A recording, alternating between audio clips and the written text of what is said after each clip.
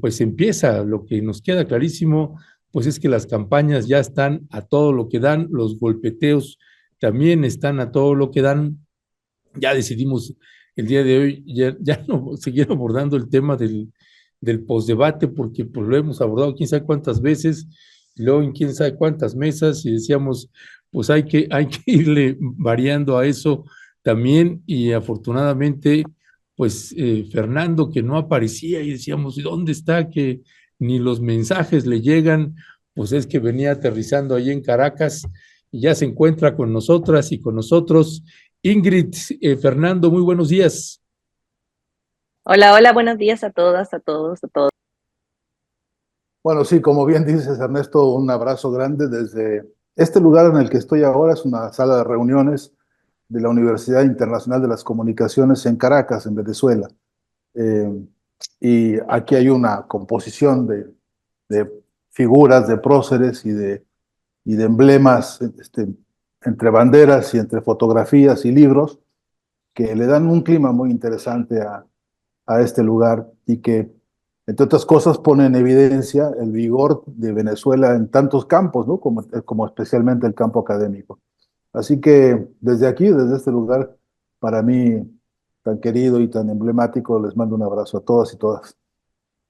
Gracias, gracias Fernando. Pues sí, y es un tema que de hecho no hemos abordado y pues bueno, qué mejor que abordarlo ahorita, mi querida Ingrid, con Fernando Buenabat, el tema pues de Venezuela, el tema de Nicolás Maduro, todas estas campañas que ha habido, pues el diablo, si antes era Hugo Chávez, hoy es Nicolás Maduro, mañana vamos a ver a quién le toca, y antes Fidel, y etcétera, etcétera, etcétera.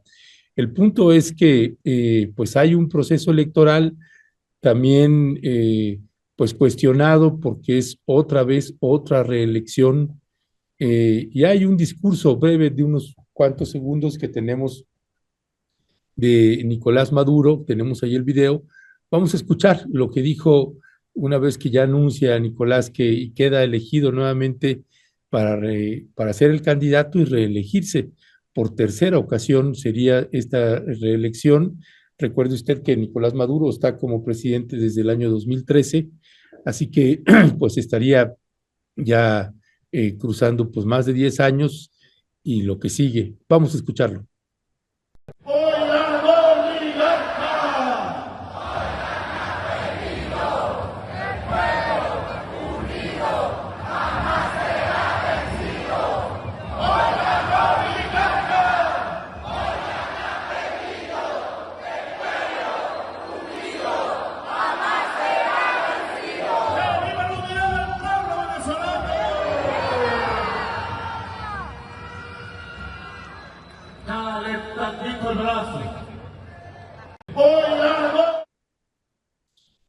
Pues bueno, Fernando, te vamos a dar la entrada, porque tú que eres el experto y además tienes una historia y unos antecedentes, la camiseta bien puesta por allá, así que mi querida Ingrid, pues tenemos la oportunidad de hacerle aquí algunas preguntas también a Fernando, además de dar nuestro propio punto de vista. Fernando, ¿qué decir de este proceso electoral que lleva a cabo en Venezuela, cuestionado también porque una candidata, la candidata de derecha, Corina Machado, pues no le fue impedido participar y hay pues toda una serie de historias, versiones y demás. Y pues, ¿qué decir de este proceso electoral en esta coyuntura política que tenemos actualmente en el continente americano? ¿Qué la hace distinta de otros momentos? ¿Qué es lo que estás mirando en el horizonte? Bueno, primero hay que decir que es un proceso electoral que se da en el marco de un conjunto de decisiones tomadas por Estados Unidos para sancionar económicamente a Venezuela. Eh, 900 sanciones, por lo menos, que se han, pues la palabra es perpetrado, ¿no? Contra un pueblo. Y, y en este contexto, con los daños que eso puede significar, sanciones que van desde impedir la libertad de comercio del país con sus compromisos adquiridos históricamente, una cantidad de prohibiciones para adquisición de insumos y de elementos de consumo básicos, han dificultado incluso el abastecimiento alimentario del país, han dificultado incluso el mantenimiento de los servicios de energía eléctrica, en fin, han hecho todas las canalladas que ya antes hemos visto muchas veces contra Cuba, ¿no? Así que lo que hizo el gobierno venezolano fue llevar este conjunto de sanciones, armar un paquete de sanciones y llevarlo a la Cámara de Diputados para que los representantes populares discutieran qué se hace con esto, ¿no? Qué clase de decisiones legales con aval jurídico político de la Cámara de Diputados debe tomar la nación para enfrentar esta situación de bloqueo y de sanciones. Y lo que surgió de ahí fue una cantidad importantísima de estrategias, de movimientos, de ajustes para poder liberar y poder neutralizar algunas de estas sanciones. Y la cosa ha ido bastante bien en más de un sentido. De hecho, hoy se respira en Caracas. Yo esta mañana tempranito salí para acá hacia la universidad y pude ver pues una Caracas moviéndose con, digamos, con normalidad. La gente va a su trabajo, la gente va a sus actividades más diversas y es un país que se mueve, que vive, que sobrevive a todos estos ataques, en contra incluso de todas las satanizaciones que hay, ¿no? Hay que decir también que se está verificando un proceso electoral en un país en el que el propio nombre del país se usa como sinónimo de desprestigio, ¿no? Se dice, ah, es que ahora es Venezuela, como si esa palabra fuese suficiente para poder satanizar a cualquier gobierno o cualquier iniciativa que se quiera tomar. En ese contexto, el presidente Nicolás Maduro, valiéndose de que en este país es posible la reelección, está legalizado y legitimado por la propia constitución política del país, que indica que cuando la voluntad popular lo ordena, el que dirige se mantiene ahí en la tarea y tiene que llevar a cabo los programas que se han emprendido, y muchos de ellos que no han sido programas de gobierno de pura coyuntura o de pura época, que Ya. necesitan aliento profundo. Déjame Mm, completarte con esto, porque mm. en particular el proyecto Vivienda de Venezuela, que Ah, sí. ahora lleva 5 millones de casas entregadas y tienen en cartera otro tanto que va a desarrollarse en los próximos años. Esa es una política de Estado y por eso es que, bueno, entre otras tareas que tendría que cumplir el presidente que gane las elecciones ahora, pues está esa, ¿no? En fin, y luego te digo algo de María Corina Machado si quieres. Órale, gracias, gracias Fernando. Pues Ingrid, de hecho, si uno lo mira también en la forma, recordaremos que al inicio de la administración del presidente López Obrador, pues López Obrador empezó a emerger como con un liderazgo en América, un liderazgo pues que no habíamos visto en ningún presidente mexicano, ¿no? En el continente y con una defensa a ultranza hacia el pueblo y el gobierno de Cuba, Bolivia, Perú, ahora también con Petro, estaba también con Alberto Fernández en Argentina, pero de Venezuela lo vemos que tiene ahí una, diríamos, sana distancia.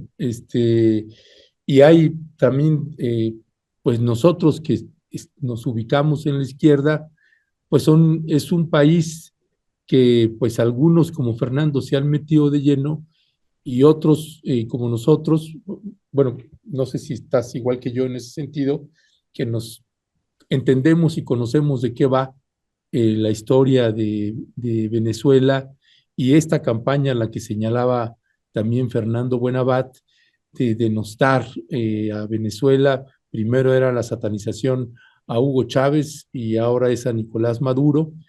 Eh, y pues uno evidentemente sabes que la derecha está jugando a todo lo que dan, un país y unos presidentes que han tenido a todos los medios corporativos internacionales y nacionales en contra. Y eso no quiere decir que acá estamos con los santos, santificar a los personajes públicos, a los expresidentes y presidente actual de Venezuela. ¿Cuál es tu lectura? Cómo ves tú en esta geopolítica que tenemos en el continente americano? ¿Dónde estás ubicando a Venezuela? Mira, a mí me parece un tema bien complejo por una cuestión que tiene que ver con la información, básicamente. De hecho, ayer hablábamos con Ernesto respecto a este tema. Yo le decía, yo creo que lo que nos hace falta, y obviamente tiene que ver con esta estructura, digamos, de bloqueo y de satanización desde Estados Unidos hacia estos países rebeldes, pongámosle esa palabra, o emancipados. Hay algo que tiene que ver con el bloqueo de información y una narrativa que permanentemente ha estado ahí en todos los medios hegemónicos de comunicación. Lamentablemente, si uno no viaja a Venezuela, yo no he tenido el gusto de estar allá, y solo recibe la información que llega vía medios, vía lo que sea, es una información bastante apocalíptica, ¿no? Que es lo que uno siempre recibe, que es un país que está cayendo a pedazos, hablan de dictadura, está muy satanizada la marca Venezuela y Cuba y se utiliza mucho para efectos de campaña de la derecha. En Chile lo usan muchísimo, te dicen esas dos palabras y ya con eso se subentiende que es como, digamos, el territorio más terrorífico de la región. Pero me imagino que todo esto, por supuesto, tiene que ver con que no tenemos un contrapeso informativo respecto de lo que ocurre en Venezuela. Lamentablemente hasta ahora no hemos logrado tener medios, está Telesur, pero faltan medios latinoamericanos que informen el otro lado, que sean más fuertes, más, digamos, que puedan hacerle frente a esa narrativa. Entonces es difícil evaluar cuando uno carece de la información interna. Me pasa un poco lo mismo con Cuba, donde yo sí he ido, y ahí puedo contrastar desde mi experiencia personal. Pero en Venezuela, y un poco pues, situándome desde Chile, donde llega toda la migración venezolana hoy en día, los relatos de las personas que se van de Venezuela son parecidos a los relatos de las personas que se van de Cuba, ¿no? De que es un país terrible, que tuvieron que irse, que no hay oportunidades, que esto y lo otro, pero es una versión, solo una versión de lo que ocurre allá. Entonces es bien difícil evaluar, ¿no? Eso como primera cosa. Por eso es importante escuchar a las personas que van físicamente a esos territorios y que te pueden decir un poco qué es lo que está realmente ocurriendo allá. Si uno se fija en las noticias o en los medios, te van a hablar de dictaduras. De hecho, yo veía el otro día un reportaje de la Deutsche Welle, que está sumamente derechista últimamente, hay que decirlo, que hacía un reportaje como de los gobiernos de Latinoamérica y cómo nosotros no somos democráticos. Y hablaba no solamente de Venezuela y Cuba, sino que hablaba, por supuesto, de Evo Morales, hablaba de los Kirchner, hablaba, bueno, de una serie de líderes del progresista, y decía que Latinoamérica tenía ese mal, ¿no? Como un mal latinoamericano, pro dictadura y poco democrático. Por supuesto, exaltando esta cosa de la democracia liberal, que también tiene muchas cosas que uno pudiera cuestionar. Yo no sé si es la solución, digamos, definitiva, para nada. Y por otra parte diciendo que en Europa y que en Estados Unidos, bueno, ellos sí juegan a estas reglas impuestas por ellos mismos que son, digamos, democráticas. Y uno dice, bueno, y Angela Merkel, bueno, ese caso parece que sí está justificado, parece que los nuestros no, pero ella sí, ¿no? Y un montón de otros casos en Europa donde también presidentes han estado más de 10 años y tienen monarquías, por cierto, pero ese tema no se habla. Entonces el problema es nuestro, el problema es de Latinoamérica, ¿no? El problema es de Latinoamérica y nuestros líderes que se mantienen mucho tiempo en el poder. Ahora, hay una explicación para ese mantenimiento en el poder, porque resulta que una vez que uno suelta, digamos, el poder, cuando existen estas revoluciones populares, inmediatamente llegan estos intereses extranjeros y se instalan en los países, sobre todo países que son muy ricos como Venezuela. Venezuela tiene el mal, siempre digo yo, la mala suerte de tener muchos recursos naturales y por lo tanto haber sido objetivo en la región de parte de estos poderes. Y por eso también viene la revolución bolivariana, al igual que la revolución cubana. Responden a un expolio espantoso de parte de estos poderes económicos hegemónicos. Hay una revuelta popular, hay una toma del país desde lo popular, e inmediatamente se sataniza y empiezan todas estas sanciones de las que hablaba Fernando, que son sanciones de papá a Estados Unidos diciendo quién se porta bien, quién se porta mal, ¿no? Y ellos deciden a quién se bloquea, a quién no se bloquea, que es una cuestión que uno dice hoy en día debiéramos estar cuestionando más bien eso que nuestros gobiernos. O sea, ¿por qué hay un país que decide quién está bien y quién está mal en la región? Entonces yo lo encuentro complejo en términos de la evaluación que uno puede hacer por una falta de información terrible.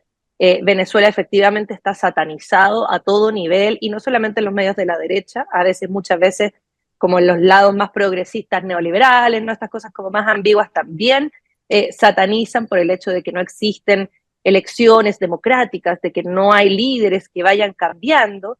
Y uno se pregunta, bueno, ¿y eso qué? Eso no es garantía tampoco de que haya un buen gobierno. Esta cosa de que cambien los líderes y lleguen Bolsonaro y Milei, yo no sé si eso es mejor a que se hubiera mantenido Cristina Kirchner en el poder. Yo hubiera preferido que se hubiera mantenido Cristina 10 años, digamos. Pero parece que eso está mal. Entonces ahí es algo complejo que hay que discutir siempre respecto de pros, contras, conviene, no conviene, se debe soltar o no este poder popular. Ahí. Claro. Gracias Ingrid. Fernando Buenabat, a mí hace algunos años, en el 2008 me parece fue, me invitaron a una gira ahí en Europa.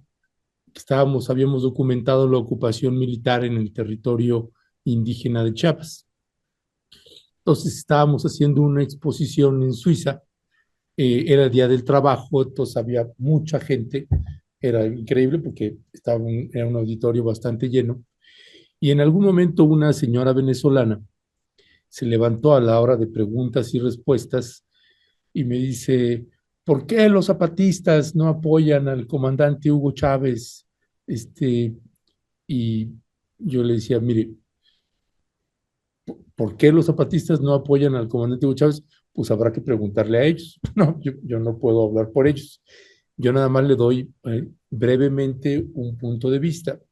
Y lo que le decía era, eh, algunos de nosotros a veces de izquierda nos encontramos en dilemas éticos, ¿no? Es mi caso. Yo no estoy de acuerdo en que un personaje se reelija una y otra y otra y otra vez. Pero en contraparte, tienes un personaje como Hugo Chávez que me parece fundamental y que es un personaje que ha generado por vez primera posiblemente un contrapeso a la hegemonía de los Estados Unidos en una alianza en el Cono Sur con varios países de Sudamérica, del Cono Sur, y que me parece es un personaje que yo no quiero que se vaya. Y a la vez, pues sí, no estoy de acuerdo en que se esté religiendo y religiendo y religiendo una persona.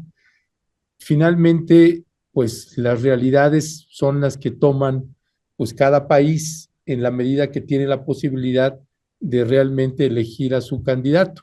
Y si hay algo que no le han podido cuestionar o criticar, es el proceso, el modelo electoral que tiene el gobierno de Venezuela, que pues es uno del reconocido internacionalmente como uno de los mecanismos pues más transparentes y eficaces que hay en materia de electoral. ¿Qué decía al respecto de todo esto que comentaba Ingrid y lo que comento?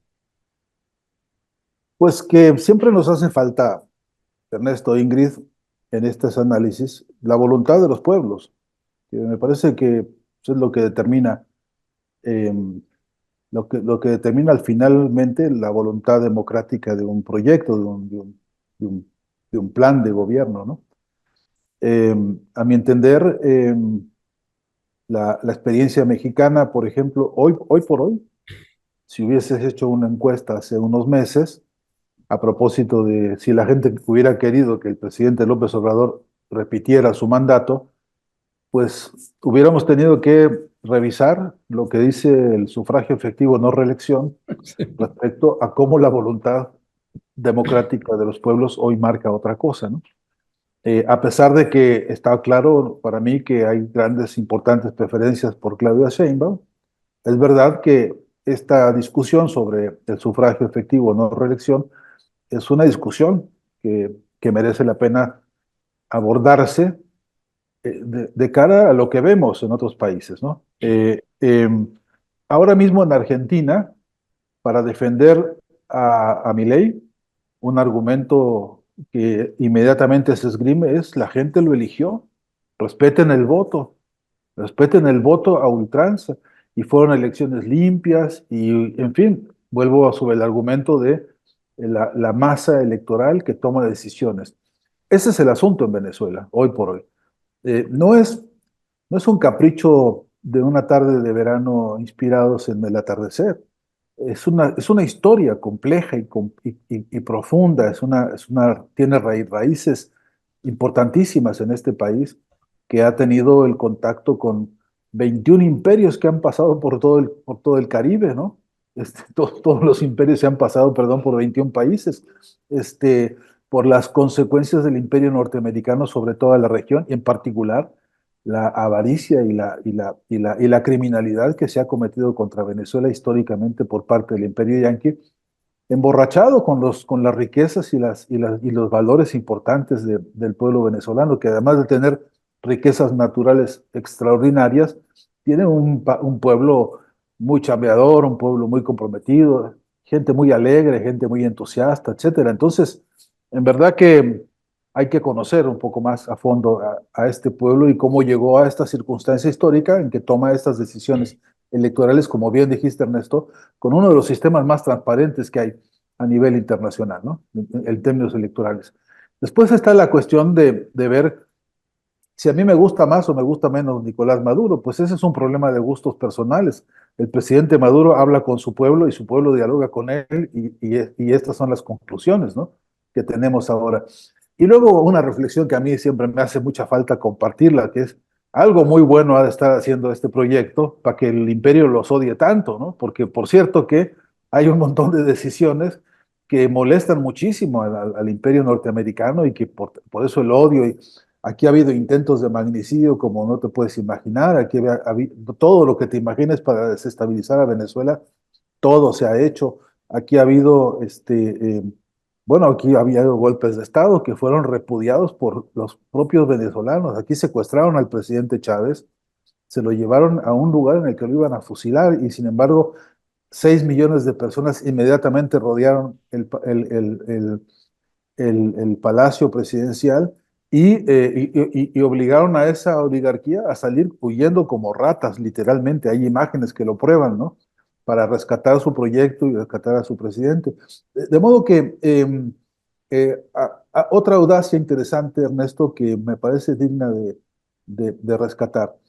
Dos aprendizajes muy interesantes en Venezuela. Uno es que em, recuperaron la palabra socialismo y nos la volvieron a poner en el diccionario de las luchas políticas en América Latina. Y esto es un trabajo de lucha semántica muy importante de Hugo Chávez. Volvió a poner en la brújula el debate en el que se muestra la lucha de clases y se muestra el debate contra el debate capital-trabajo como el corazón mismo de la problemática de América Latina y por supuesto de Venezuela históricamente. Nos encontramos con un presidente que se parece mucho a su pueblo físicamente, un presidente como Hugo Chávez y después como Nicolás Maduro, que hablan como su pueblo, que dialogan en los términos y en las urgencias semánticas de su pueblo, y que además la agenda suya es la agenda de una lucha que tiene raíces muy profundas.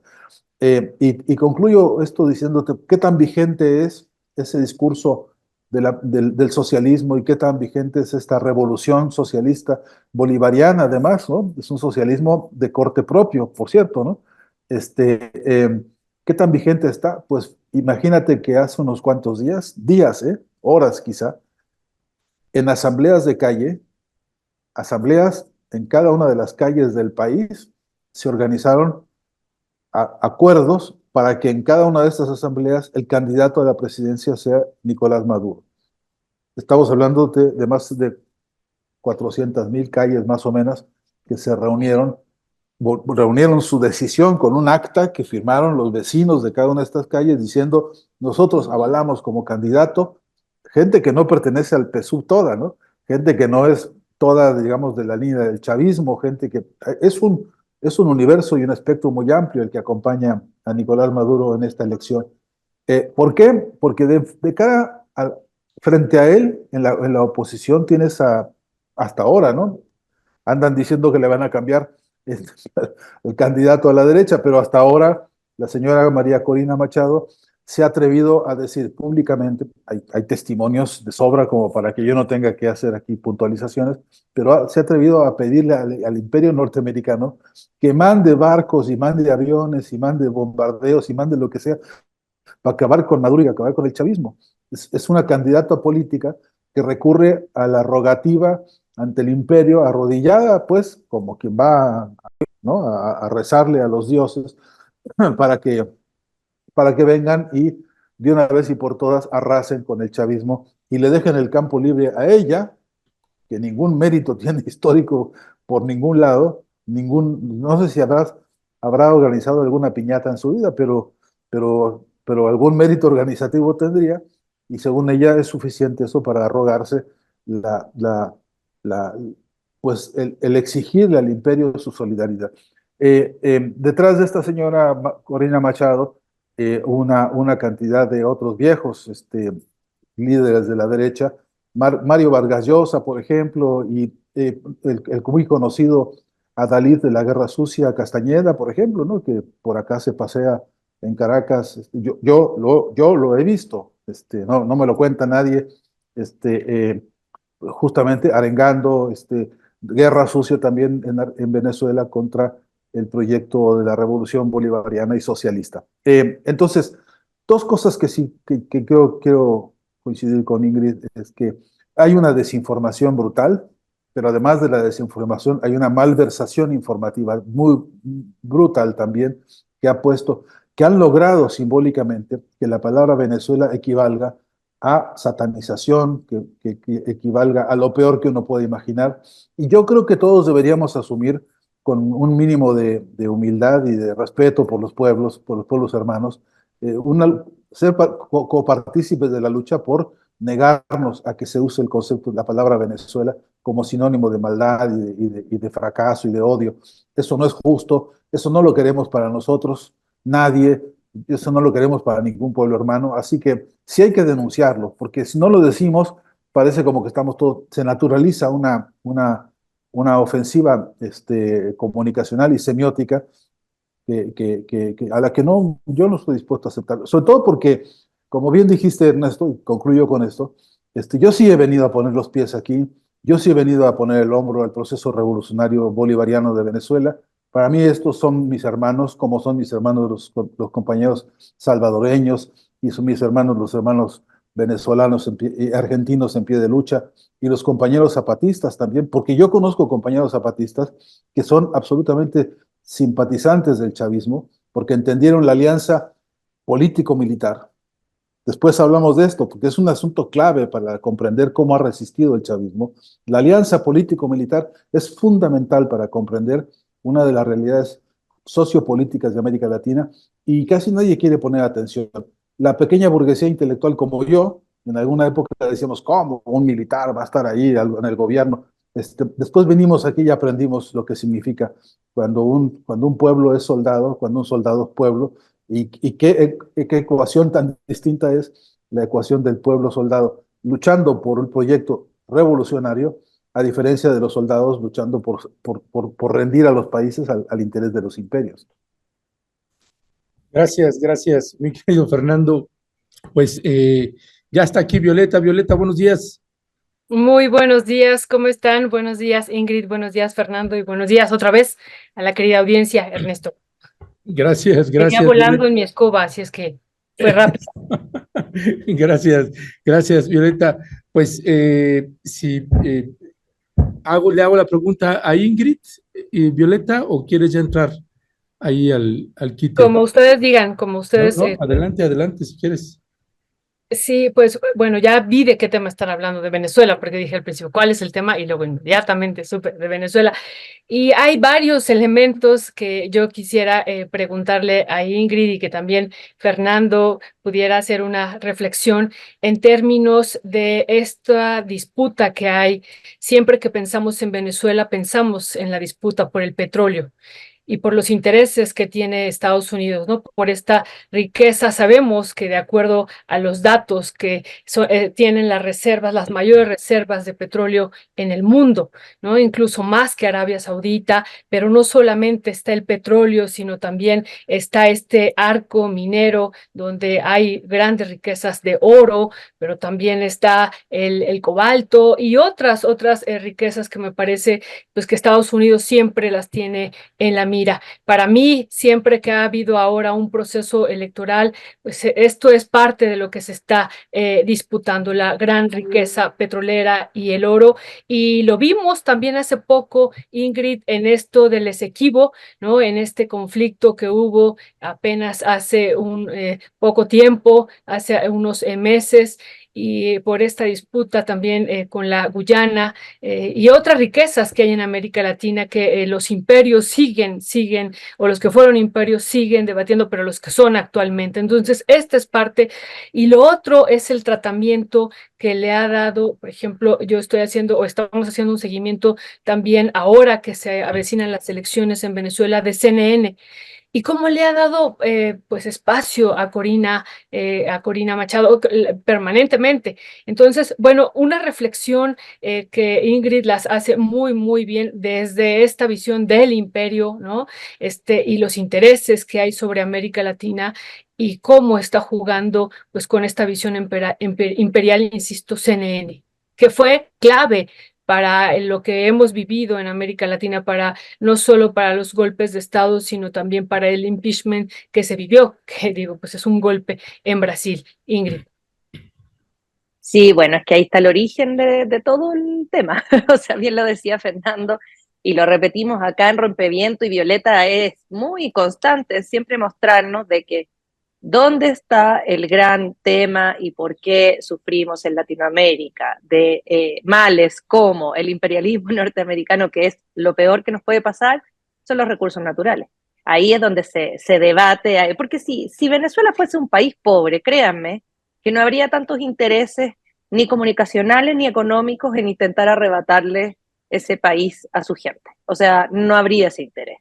El interés está puesto precisamente en las riquezas naturales, aquellas que pueden ser extraídas, ¿no?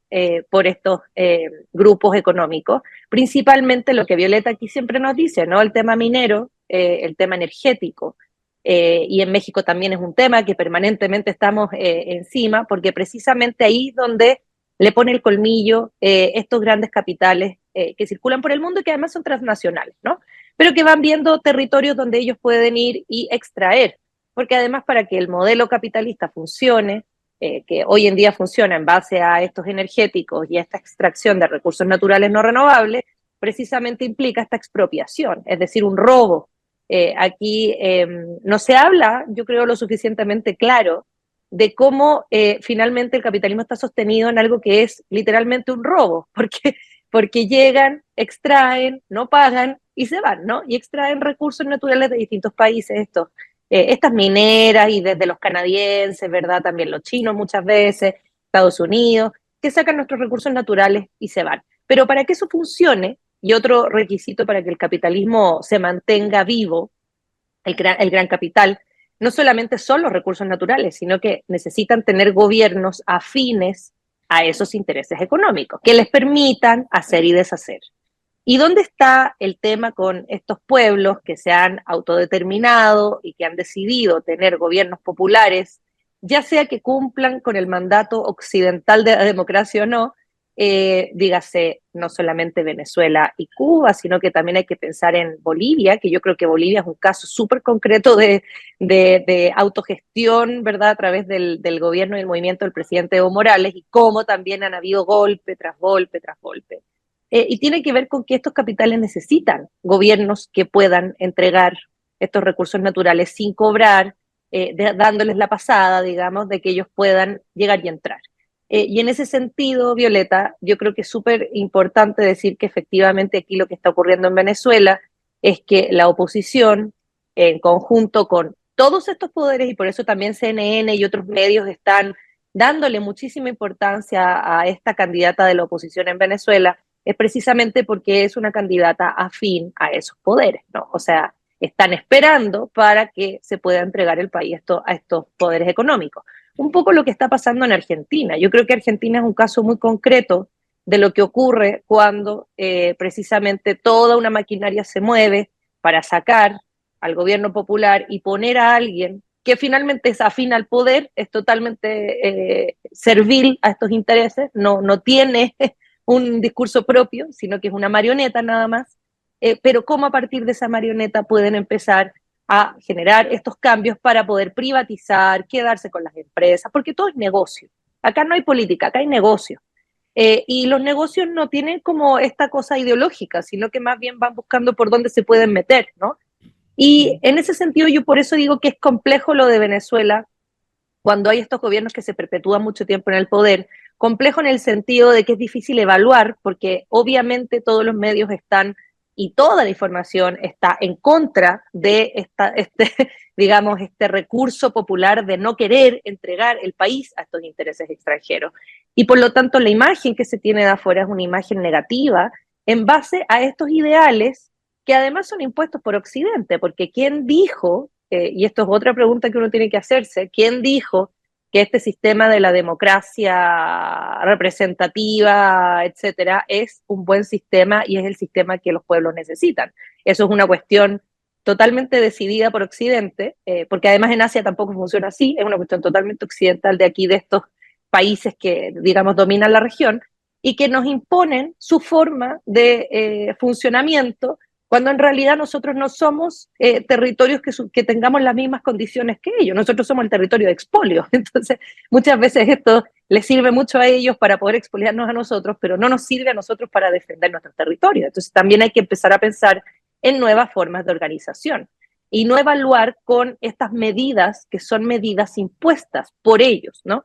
Y en ese sentido decir que un líder se perpetúa mucho tiempo, bueno, ¿en base a qué lo estoy evaluando? ¿En base a lo que debiera ser correcto? Yo no sé si es correcto lo que ocurre cuando, por ejemplo, el presidente Lula y Dilma se van o les hacen un golpe, llega Bolsonaro, Bolsonaro entrega la Amazonas, la Amazonía la depredan, ¿verdad? Probablemente parte del calentamiento global que estamos sufriendo en Latinoamérica es por ese expolio de la Amazonía durante la época de Bolsonaro. Y uno dice, bueno, evaluemos costos-beneficios. ¿Qué hubiese pasado si el presidente Lula y su partido se hubieran quedado ahí hasta ahora? No habría habido ese expolio, nos habríamos evitado muertes en la pandemia, nos habríamos evitado que el Amazonas esté totalmente arrasado hoy en día. Entonces, yo no sé si al final los valores democráticos nos lleven hacia un lugar que sea, digamos, bueno para nosotros, los pueblos que habitamos estos territorios, porque para ellos, claro que sí.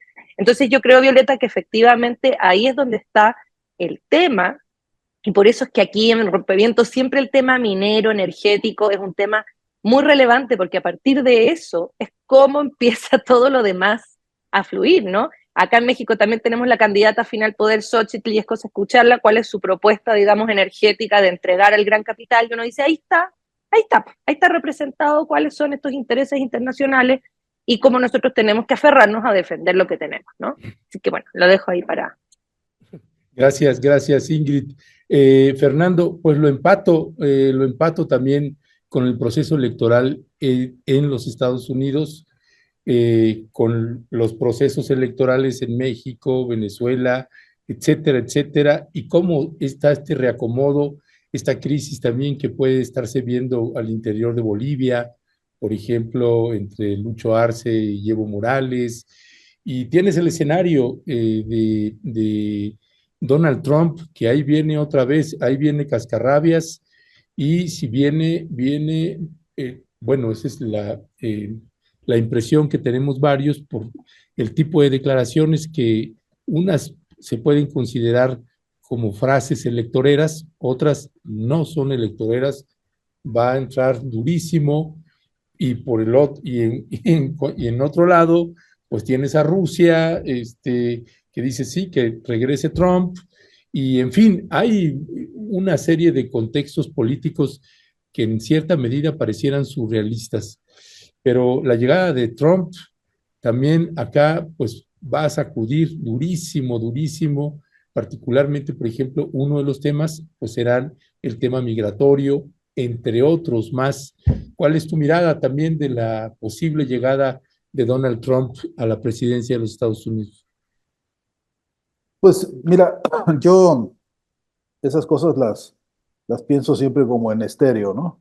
Este, por- Porque por un lado sí me preocupa lo que están haciendo para reposicionar a Trump, pero me preocupa más preguntarme qué estamos haciendo nosotros para, para presentarle resistencia, para darle batalla a estos, iba a decir la palabra payasos, pero no como insulto, sino como oficio que tienen, porque son realmente personajes histriónicos que sueltan la lengua para producir una especie de embelezo, de palabrerío que, que después en la práctica no tienen capacidad de desarrollar, afortunadamente, porque hay pueblos que están desarrollando también resistencia y capacidades críticas. Donald Trump se atrevió a decirle a su país hace unas cuantas horas que si no ganaba él iba a haber un baño de sangre, ¿no? Va a haber una guerra si no gana él. Eso lo dijo él. Se lo dijo a un pueblo que está con las manos metidas en sangre porque lo han llevado a una situación absolutamente macabra, ¿no? Vamos a ver cuánto ese pueblo va a aguantar estas payasadas y esta estos, digamos, histrionismos políticos, ¿no? Pero lo mismo hay que decir de Milei, ¿no? No ha cumplido 100 días de presidencia y en esta cosa del el histrionismo y mi abuela decía, son hocicones, refiriéndose a que tienen el hocico muy largo, como los caballos, ¿no? Y entonces, eh, porque se les suelta la lengua y dicen barbaridades que tienen que ver con eso, con parafernalias mediáticas, en fin, de distracción. En la base real, concreta y objetiva, tenemos en América Latina por lo menos 600 movimientos en pie de lucha campesinos, estudiantiles, científicos en Argentina, por ejemplo, ahora compañeros investigadores del CONICET del más alto nivel, es un organismo con reconocimiento mundial por sus capacidades, están dando una batalla porque Milei quiere desaparecer al Consejo Nacional de Ciencia y Tecnología de Argentina. Están viendo ahora inaugurarse un campo de batalla en el campo de la ciencia. Y como ese, en sectores, repito, muy diversos en toda América Latina, en Bolivia, por ejemplo, las condiciones objetivas de la explotación del litio son un debate muy profundo ahora mismo en ese país, que incluso es un debate interno. Esto de que se pelean Lucho y Evo porque como si tuvieran vocación pugilística. No, no, hay discusiones de orden político muy profundas que atañen a la propiedad de las riquezas naturales y la mano de obra, ¿no? Que esos pueblos tienen y tienen mucha y de mucha calidad.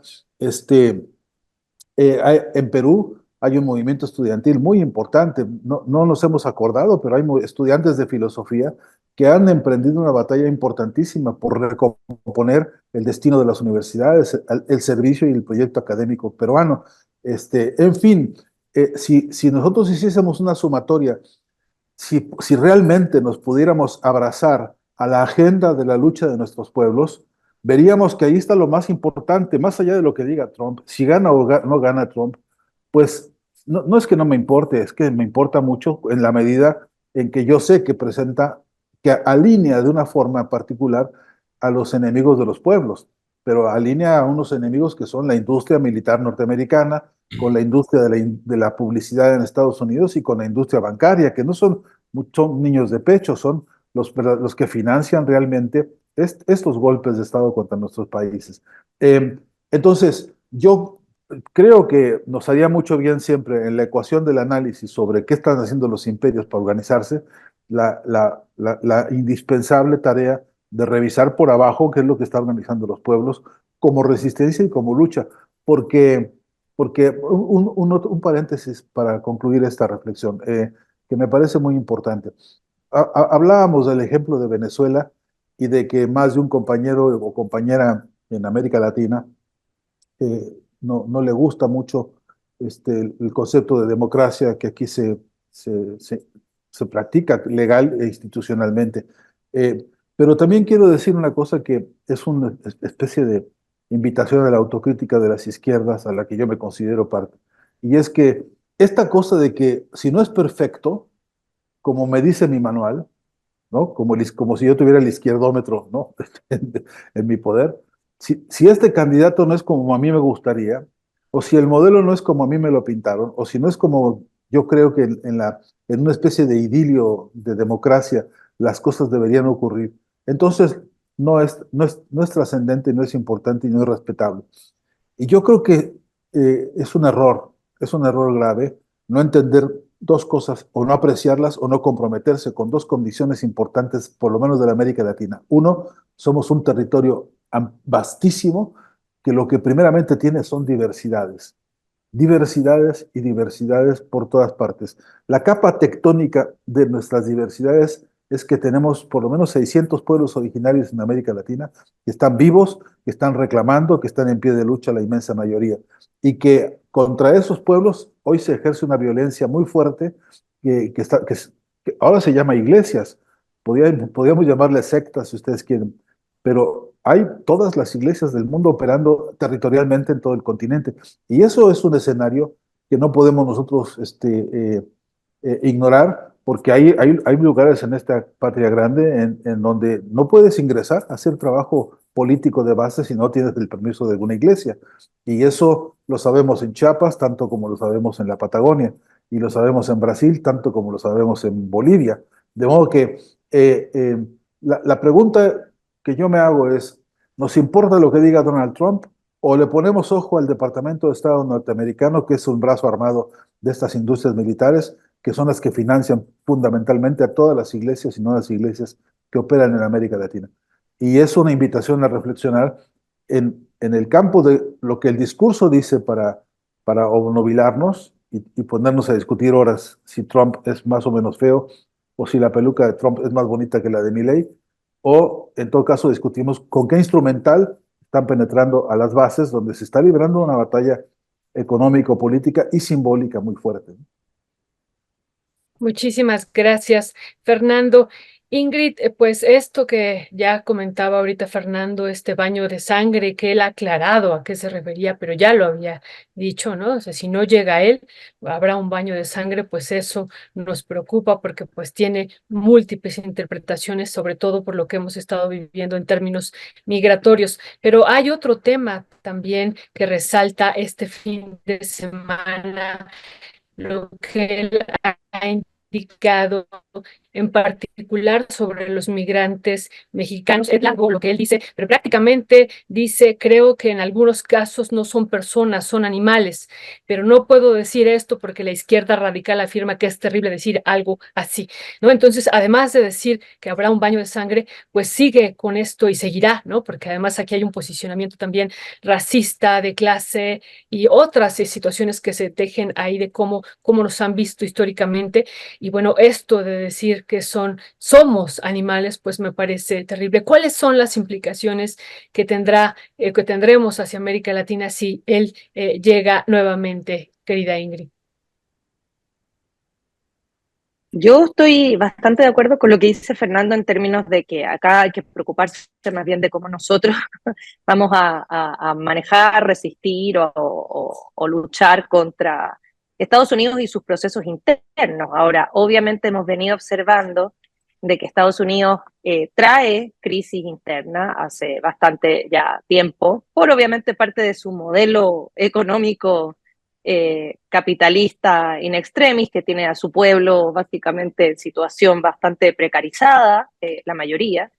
Y estos dos partidos hegemónicos, demócratas y republicanos, que, mira, yo la verdad que me pregunto cuál será peor. Esa es siempre mi pregunta, porque los demócratas vienen con estos discursos neoliberales progresistas, de los derechos, etcétera, etcétera, pero finalmente son igual de brutales que los gobiernos republicanos. De hecho, ni siquiera sé quién es el que arma más guerras o quién fomenta más la industria armamentística, si son los demócratas o que son los republicanos, la verdad. O sea, aquí es como elige cuál es peor, porque no existe en Estados Unidos una izquierda como tal que tenga representación y que pueda hacer un contrapeso, entonces hay que elegir qué tan progre es la derecha. Eso es como lo que uno elige. ¿Qué tan incluyente o qué tan pinkwashing o qué tan buena onda se presenta la derecha?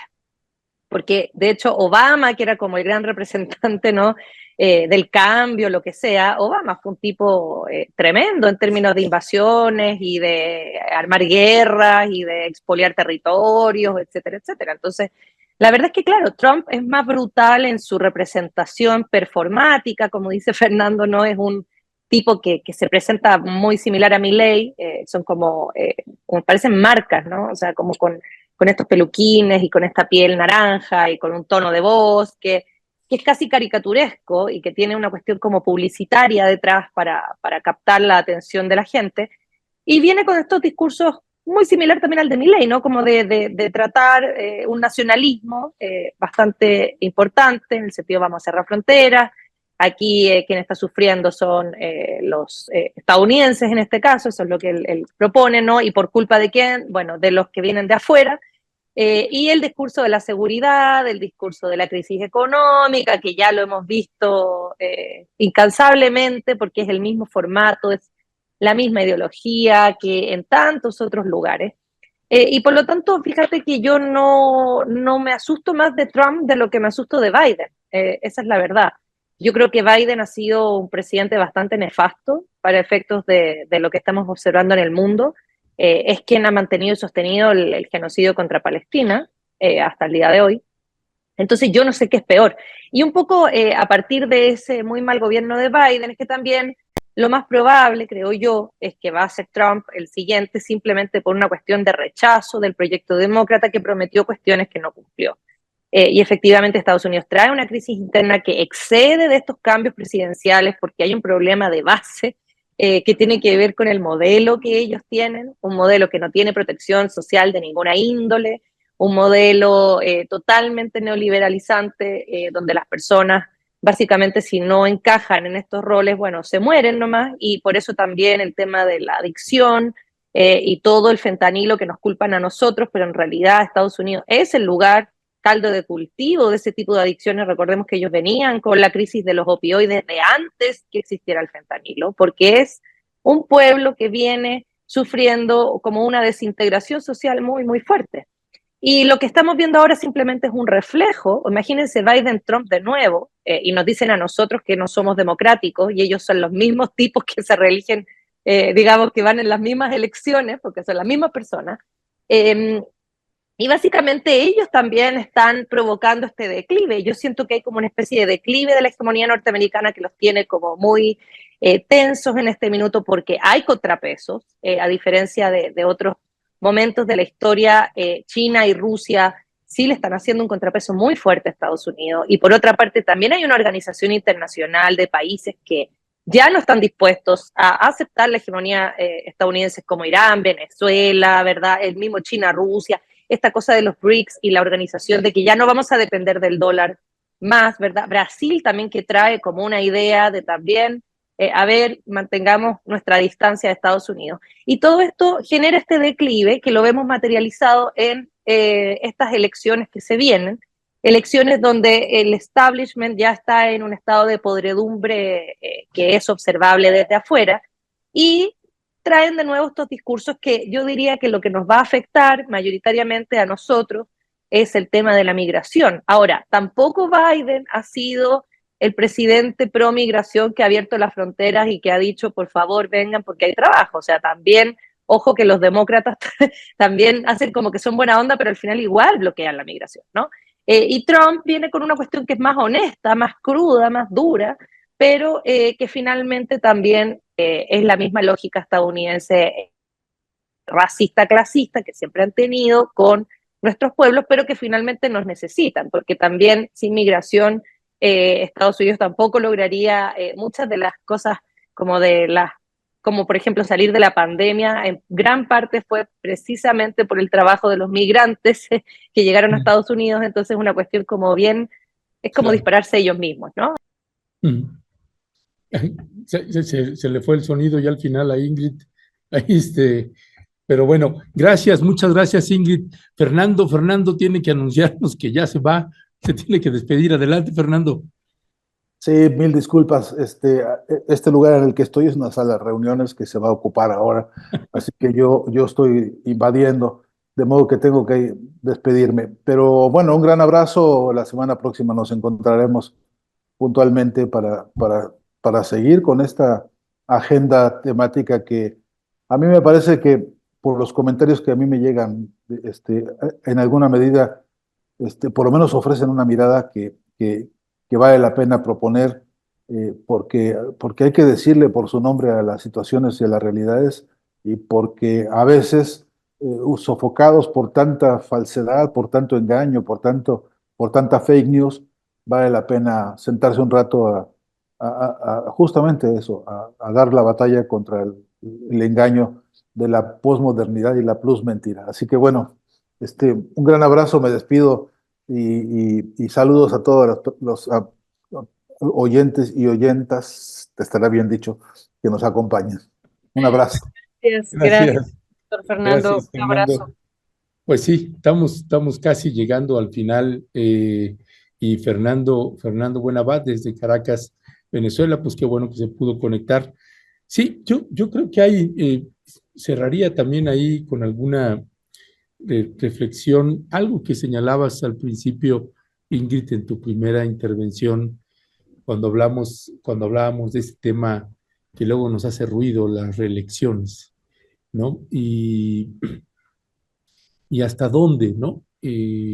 Porque como bien señalabas, ponías el ejemplo de, pues, que si no hubiera llegado Bolsonaro y si hubiera quedado Lula y se hubiera reelegido o se hubiera intercalado con Dilma, pues no tendríamos la catástrofe que tendríamos posiblemente que está impactando a todo el continente o posiblemente al planeta entero, la devastación del Amazonas con Bolsonaro.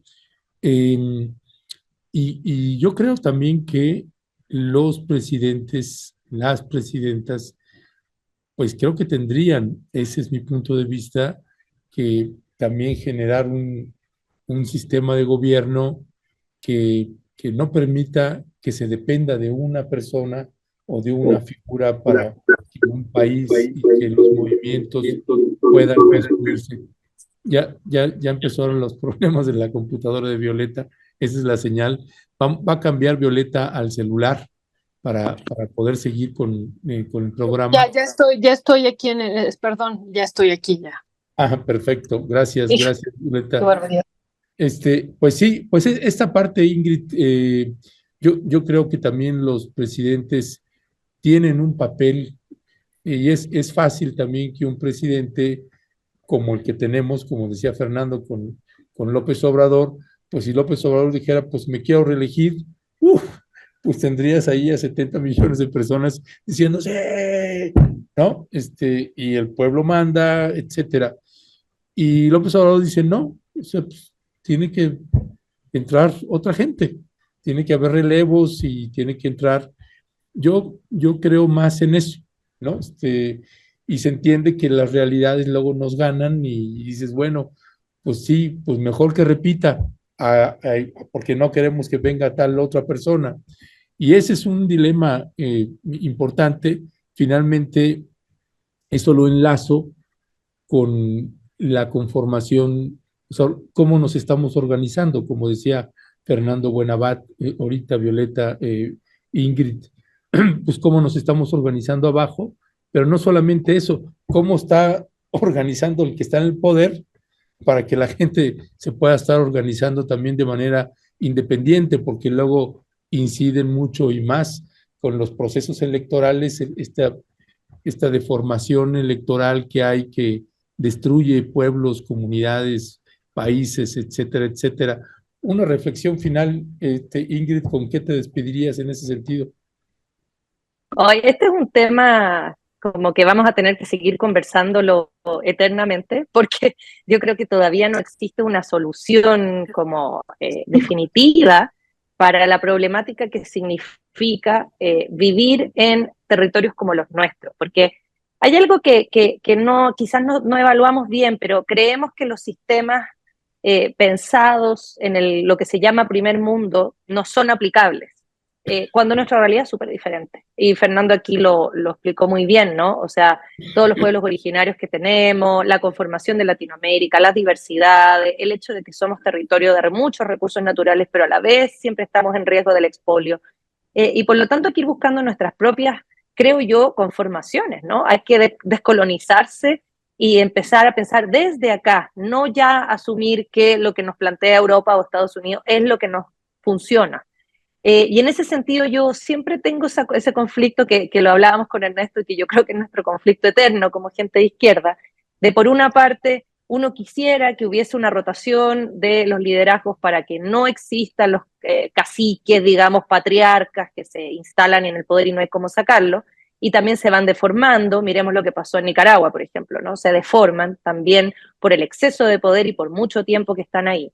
Pero por otra parte también es muy riesgoso el cambio hacia estos otros, digamos, enemigos, pero útiles al poder, como Bolsonaro, Milei y cuanta otra cosa. Entonces, yo no sé ahí en esa balanza cómo podemos encontrar un punto intermedio o un punto que sea bueno para nuestros territorios. Y ahí habría que darle vueltas, Ernesto, yo creo que es una conversación que no tiene una solución por ahora y es bueno plantearlo así. Es una pregunta más bien. ¿Qué será mejor o qué será más conveniente para un pueblo, en el caso de Venezuela? ¿Será conveniente, por ejemplo, que ganara esta señora de la oposición, llegar a Estados Unidos y expoliar a todo el territorio venezolano y se quede con el petróleo? Yo creo que no. Y en ese sentido, costo-beneficio, ¿será mejor que siga Maduro? Quizás sí. ¿Habrá otra alternativa? No sabemos, porque como yo digo, falta información, ¿no? Y para nosotros lo mismo. Si no existiera Claudia y solo estuviera López Obrador y el riesgo fuera que el país se quedara en manos de la derecha, yo diría entonces que se reelija López Obrador una y otra vez hasta que haya alguien que pueda, digamos, hacer una continuación del mismo proyecto sin darle espacio a la derecha para que vuelvan, ¿no? Porque cuando vuelven es muy desastroso lo que ocurre. Y lo hemos visto en Brasil y lo vamos a ver en Argentina, lamentablemente, y va a ser terrible de observar eso, porque eso es lo que va a pasar. Entonces ahí yo no sé, y por eso lo planteo como una duda, qué será mejor, pero yo lo único que te puedo decir es que si no existiera Claudia y la alternativa fuera López Obrador y su reelección permanente, yo diría a la reelección permanente. Pero, insisto, es algo que hay que pensar y darle vuelta. Gracias, gracias. ¿Me están escuchando? Sí, ¿verdad? Sí. Ya cambié. Pues muchísimas gracias, querida Ingrid. Te abrazamos muy, muy fuerte y bueno, pues las y los esperamos el próximo martes en la mesa subversiva con Fernando Buenabad. Sí, yo también tenía brevemente una reflexión sobre esto. Creo que cada caso tendríamos que abordarlo de manera particular. México tuvimos una revolución justo después de la dictadura de Porfirio Díaz, pues casi se extiende por 40 años y además ya habíamos sido también donde el despojo de recursos naturales, ahí hay que poner el énfasis, y todo el proceso de privatización que vivimos fue brutal. Y también toda la violencia que hubo en ese periodo. También cuando hablamos de violencias también tenemos que ver ese periodo que vivimos previo a la Revolución Mexicana y que va a dar origen a esta.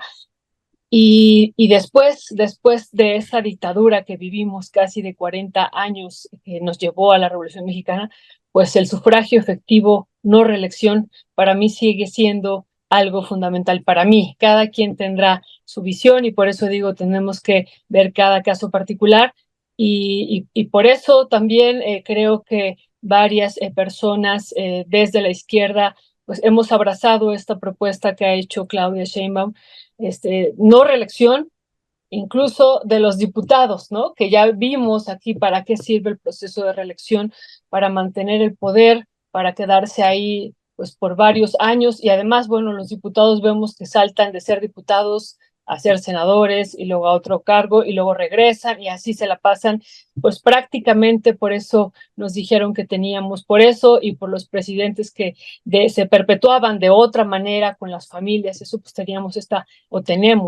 teníamos, perdón, mejor dicho, esta dictadura perfecta. Así es que creo que cada caso tendría que ser abordado, pero no podemos obviar lo que vivimos aquí y la Revolución Mexicana y este sufragio efectivo, no reelección.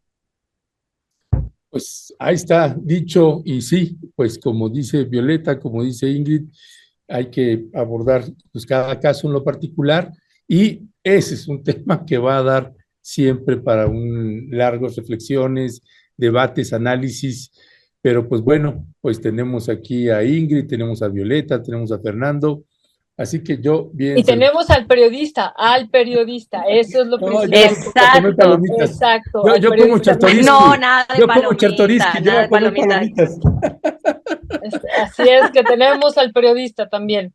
Bueno, muchas gracias, Ingrid. Muchas Un abrazote. gracias. Un abrazo, Gracias. Un saludo querida. a la audiencia. Chao, Chao, Violeta. Chao. sí. Pues es una mesa, Violeta, que la gente celebra mucho. Hay muchos comentarios pues que la gente se queda con muchas reflexiones, ¿no? Con muchas reflexiones, y eso, pues claro que para pues, nosotras y nosotros, pues nos alegra, porque finalmente es eso, ¿no? Colocar insumos para que pues la gente tenga pues un criterio propio, y no lo que dice el periodista, la periodista, el académico, la académica, el investigador, la investigadora, sino que colocamos los distintos ángulos y elementos, y que la propia ciudadanía pues tenga su propio criterio, Violeta.